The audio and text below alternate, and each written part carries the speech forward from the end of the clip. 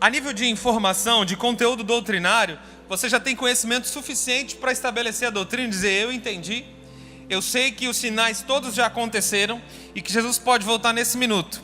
Agora, o que iremos falar aqui, estabelecer, é qual deve ser o comportamento daquele que se diz servo de Cristo. Serviço é o quê? É você que aceita Jesus não apenas como Salvador. Você diz assim: Jesus é o meu Salvador. Mas você também aceita Jesus como Senhor. Aceitando e reconhecendo Jesus como seu Senhor, você entende que Ele te deu algumas direções, algumas ordenanças, alguns princípios. Ele te deu algumas direções, como por exemplo: ide, faça discípulos, expulse demônios, cure enfermos em meu nome. Em meu nome vocês farão milagres ainda maiores do que os que eu fiz. Jesus deu alguns princípios, como por exemplo: amai ao próximo como eu vos amei. Ou seja, Ele deu algumas direções. Então, quando você aceita Cristo como Senhor, você entra na condição de servo. Só é servo aquele que tem Deus como seu Senhor.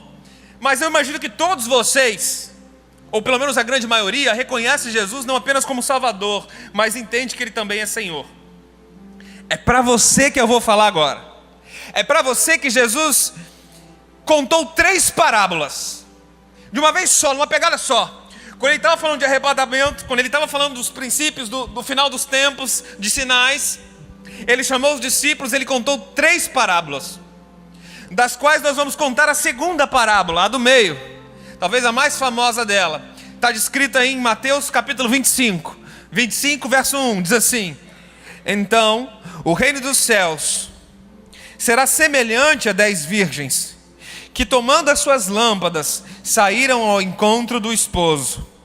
5 delas eram prudentes, e as outras 5 loucas, e algumas versões diz insensatas, algumas outras versões diz inconsequentes. Olha o termo, eu preciso te trazer o termo para ver se a coisa fica clara na sua mente. Existiam 10 virgens, 5 eram prudentes, sábias, inteligentes. As outras 5 eram loucas, nécias, imprudentes, tolas.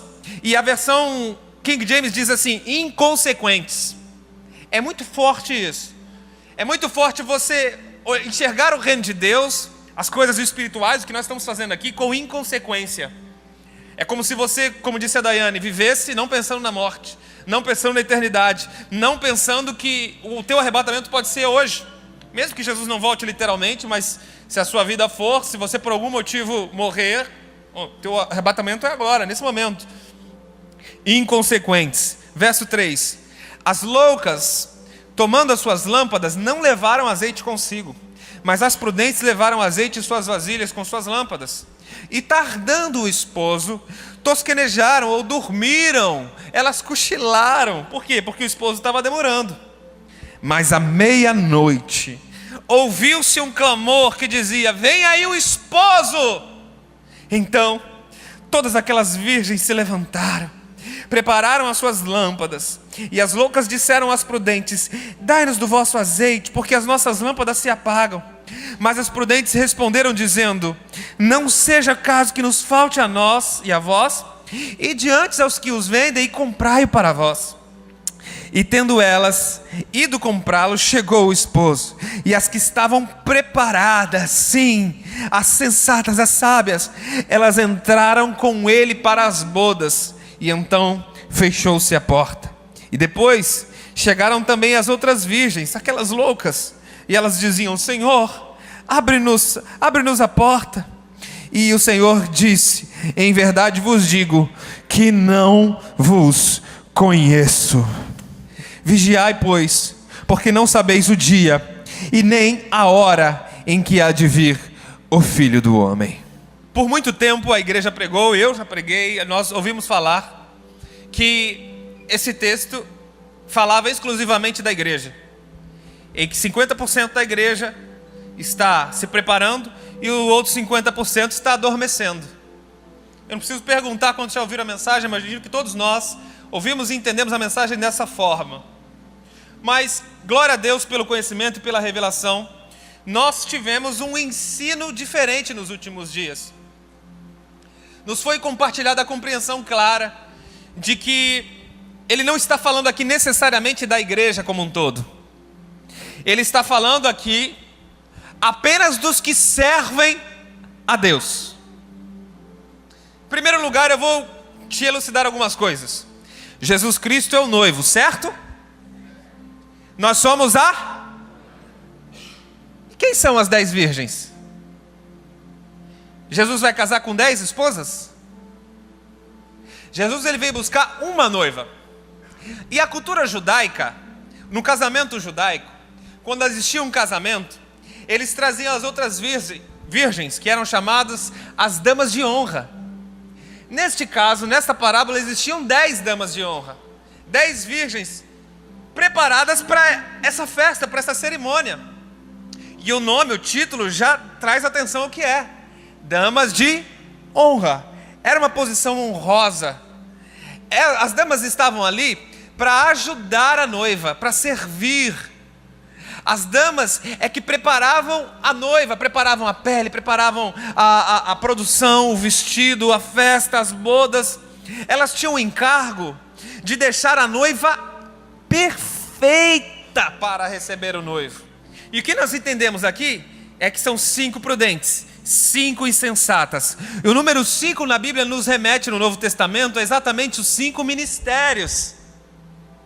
Ou seja, as 5 virgens prudentes são 5 ministérios firmados no Espírito Santo.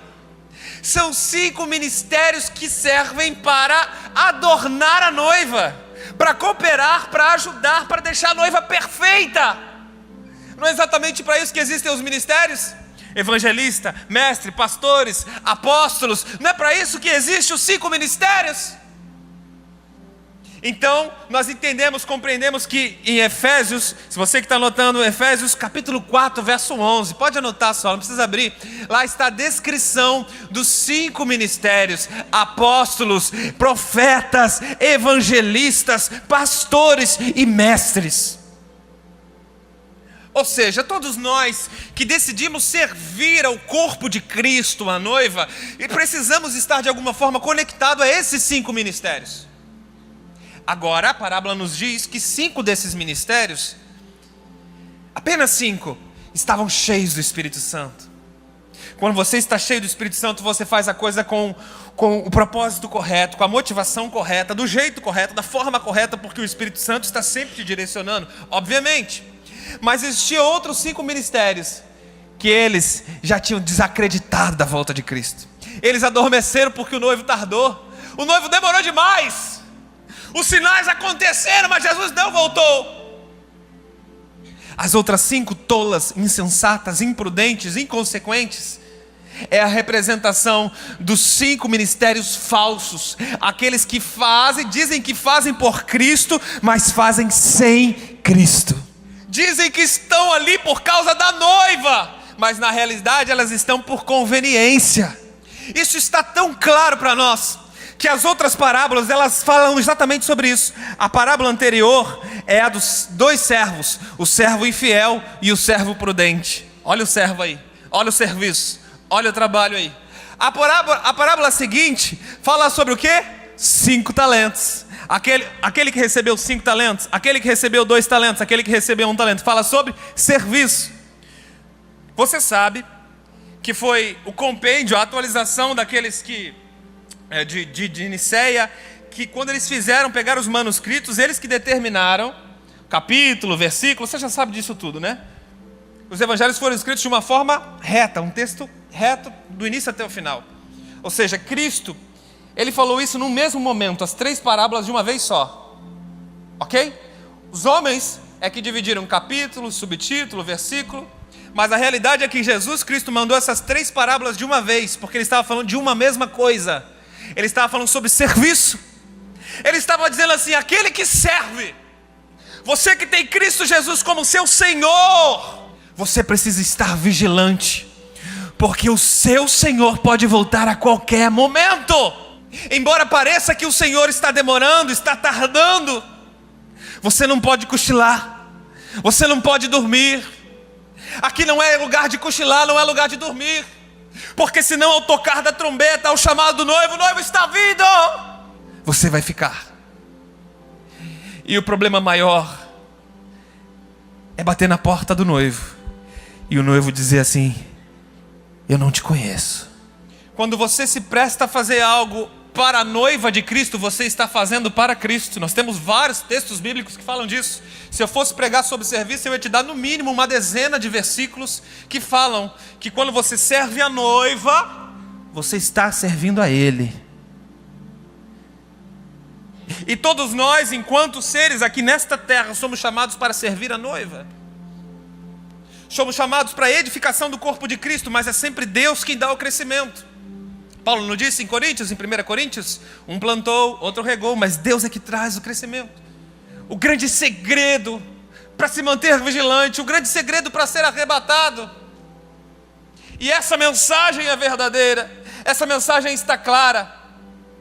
As 5 virgens que estavam prudentes, as 5 virgens que demonstravam 5 ministérios verdadeiros, estes estavam com azeite de sobra. Não existe conhecimento que vá superar em você a presença do Espírito Santo. Não existe mensagem, não existe canal, não existe oração, não existe imposição. Nada é mais importante na sua vida do que a presença do Espírito Santo. Se você tiver azeite de sobra, se você entender das coisas eternas, o Espírito Santo vai te aquecer, a tua lamparina não vai se apagar. Existe uma diferença muito grande de 2 servos. Existe um servo que se sente cansado, deprimido, exausto. E existe outro servo que ele se sente inconformado, com o sentimento de que precisa fazer algo mais. E é um oposto um servo do outro. Quando existe azeite sobrando, meu irmão, quando existe óleo sobrando, meu irmão, eu preciso te dizer, o Espírito Santo vai tomando conta do seu interior de tal forma que as coisas dessa terra elas vão se tornando nécias, passageiras. Quando existe a presença do Espírito Santo de sobra, você sempre tem a sensação de que precisa fazer algo mais para Deus. Você sempre tem aquela sensação assim: meu Deus, eu faço tão pouco, eu preciso me entregar por inteiro. No fundo, você sabe que se você estiver cheio da presença dEle, muitas coisas na sua vida vão ser supridas. Na área sentimental, na financeira, na profissional. Eu sei, eu estou sendo redundante, porque parece que todo final de semana a gente prega a mesma coisa. Mas eu estou te mostrando claramente nas Escrituras que aqueles que vão subir, Deus chama de servo. E não é qualquer servo, não é aquele que se auto-intitula servo, não é aquele que a religião intitulou servo. Ah, meu Deus. Salmo 45, do 12 ao 15, fala das damas de honra. E obviamente nessa passagem, nessa doutrina, você precisa anotar Mateus capítulo 7, versículo 22 e 23. Quando aquelas pessoas disseram assim: Senhor, em teu nome nós expulsamos demônios, em teu nome nós curamos enfermos. Ou seja, eles fizeram para Deus, em nome de Deus. Teoricamente era o nome de Deus que ia ser glorificado, conhecido. E aí o Senhor diz para eles assim: apartai-vos de mim, porque eu nunca vos conheci, vós que praticais tais iniquidades. E o que é iniquidades? O iniquidade é exatamente você fazer as coisas para Deus sem Deus. Porque a maneira de entendermos o reino e entrarmos e estarmos preparados, como as 5 virgens prudentes, como servo fiel, como aqueles 2 que granjearam os talentos, o que recebeu 5, o que recebeu 2, eles granjearam, eles lutaram para multiplicar aquilo que receberam gratuitamente. Isso é granjear, é aquilo que você não teve mérito, Deus simplesmente te escolheu e te deu. E aí, o que você fez com isso? Você compartilhou, você multiplicou, você saiu da sua zona de conforto, você entendeu o que é servir a Deus. Você só pode compreender isso, não existe outra maneira, me escute.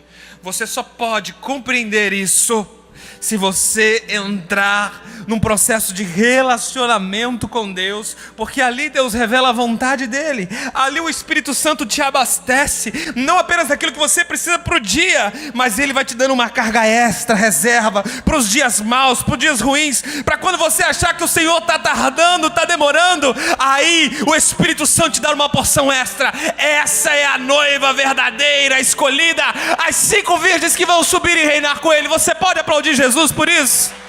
Queridos, Deus só vem buscar um povo, aquele que é separado, aquele que é vencedor, aquele que entende Deus como o Senhor, mas não apenas isso, que tenta fazer as coisas da maneira certa, guiados pela vontade de Deus, sendo cheio do Espírito de Deus.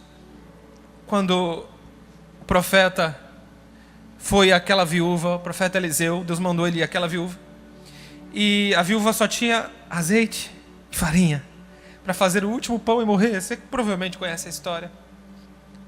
Aí ele disse: chama na tua vizinhança, pede emprestado vasilhas. Ela meio que sem entender e sem pedir explicação, ela foi, pediu emprestado vasilhas. E o Espírito de Deus usou aquele homem. Deus multiplicou o azeite e foi se enchendo uma vasilha, depois se encheu a segunda, depois se encheu a terceira, e foi se enchendo algumas vasilhas. E o azeite só parou de jorrar à medida que acabaram as vasilhas vazias. Isso nos mostra que se aquela mulher tivesse pego 200 vasilhas, ia jorrar azeite em 200 vasilhas.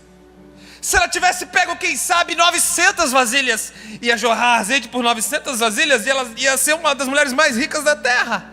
Isso nos ensina claramente, de maneira simbólica e profética, de que a medida e a porção do Espírito Santo que Ele desce sobre nós é a medida do nosso vazio. Quanto maior for o seu vazio e os recipientes que você tem a apresentar ao Espírito Santo, mais porção do azeite de Deus vai descer sobre você.